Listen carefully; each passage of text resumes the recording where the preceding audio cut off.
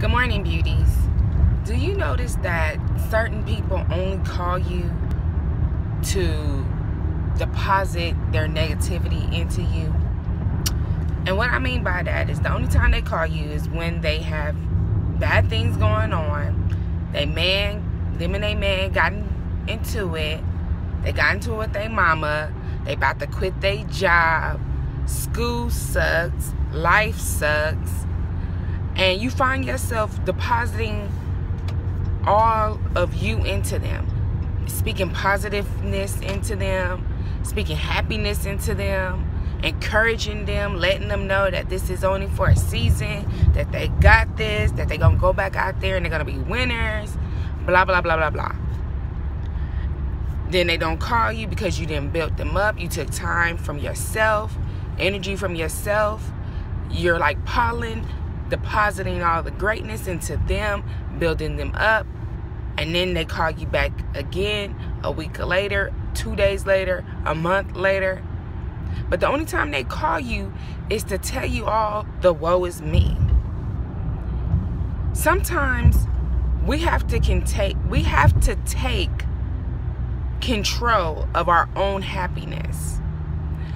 And sometimes we have to realize, as positive people, implanting positiveness, encouragement into these negative people that only want to call us when life sucks, we have to take a step back and we have to realize,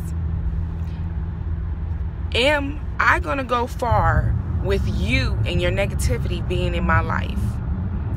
How can I become what God wants me to be if I'm always being drained because I have to always take the power that's in me to uplift you? And there's nothing wrong with helping to build somebody up. But when you're building that same person up day after day, week after week, month after month, year after year, then they're holding you back from becoming the potential greatness that God has in store for you, because you're taking all that He's putting in you and depositing it all into that one person. And it's draining you. And it's taking away your happiness. And if you realize that after you have this conversation with this person, you feel weighted down, you feel heavy, you feel like you're done for the day, you can't talk to nobody else because you just spent hours talking to them about all the many dramas going on in their lives, then that's not a good friend. That's not a friend at all. You know, we have to surround ourselves as positive people, as people of God. And that's probably why they're drawn to you, because they see the light in you and they see all the positiveness in you. But they don't know how to get a hold of it for themselves, to keep it for themselves. So they rather come to you like a light source and power yours down, and then continue to be down in themselves and wait for you to recharge so they could come back and power you down again. And if you enjoy doing that, then go ahead. But I particularly don't enjoy being a power source for negative people who don't want to change and complain about what's wrong with me. What's wrong with you is you don't know how to be happy. And I'm not going to allow you to take my happiness and run with it and not even using it for positiveness. So we have to take control of our own happiness. We have to learn how to disassociate ourselves from these users and let them know, like, hey, if you don't get it together, I'm going to have to let you go. Because at the end of the day, I'm going somewhere. I want to bring you with me. But since you see a negative in everything and woe is me, then I'm going to have to distance myself from you. Because I have a calling on my life, and the calling is to be great. And I can't be weighed down by you and your negativity and you and your, it's never going to happen. So the best thing that I can do for you is pray for you from afar.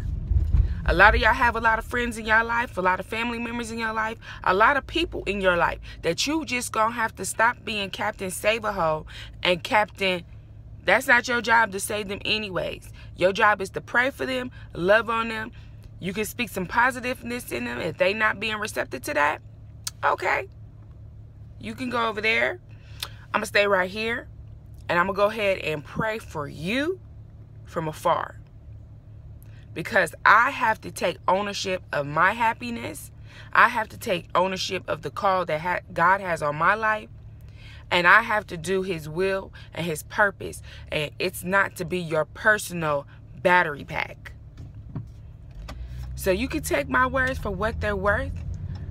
But sometimes we have to do a spring cleaning in the fall, in the winter, in the summer. And spring clean those relationships that are being power sources, draining us. And allow God to do what he's going to do so that way we can do his will. Y'all have a great day now.